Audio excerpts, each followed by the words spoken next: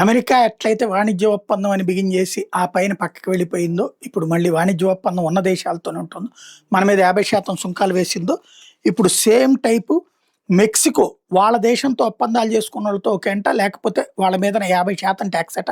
అట్లా భారతదేశం మీద 50% టాక్స్ ఏసింది. భారత్‌తో పాటు చైనా మీద కూడా. ఏదైతే తమ మీద సుంకాలు కొరడా హుళిపిస్తున్న అమెరికా అధ్యక్షుడు డొనాల్డ్ ట్రంప్‌ను ప్రసన్నం చేసుకునేందుకు మెక్సికో దేశం తమతో ఎలాంటి వాణిజ్య ఒప్పందాలు లేని దేశాల మీద సుంకాల బాదుడు సిద్ధమైంది.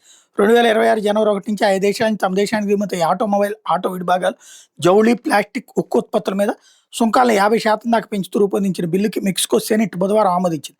నిర్ణయం వల్ల ప్రధానంగా ప్రభావితమయ్యేది భారత్, చైనా, దక్షిణ కొరియా, థాయిలాండ్, ఇండోనేషియా తదితర ఆసియా దేశాలు.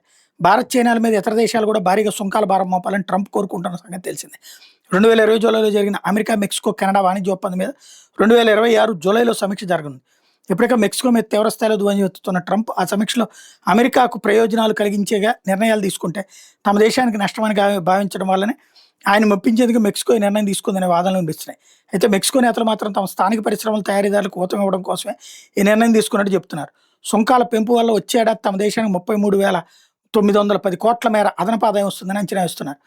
మెక్సికో ఇంపాక్ట్ భారత్ మీద ఎంతవరకు ఉంటుందంటే 2024 గరిష్టంగా $11.74 బిలియన్, అంటే 1.05 లక్షల కోట్లకి వ్యాపారం వాళ్ళతో సాగుతోంది మనకి.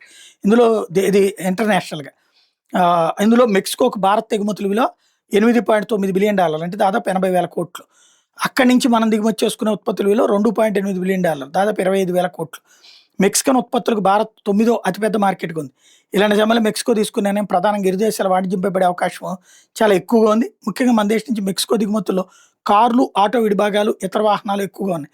సుంకాల ప్రభావం వచ్చే ఏడాది వీటి మీద ఎక్కువగా పడే ప్రమాదం ఉంది.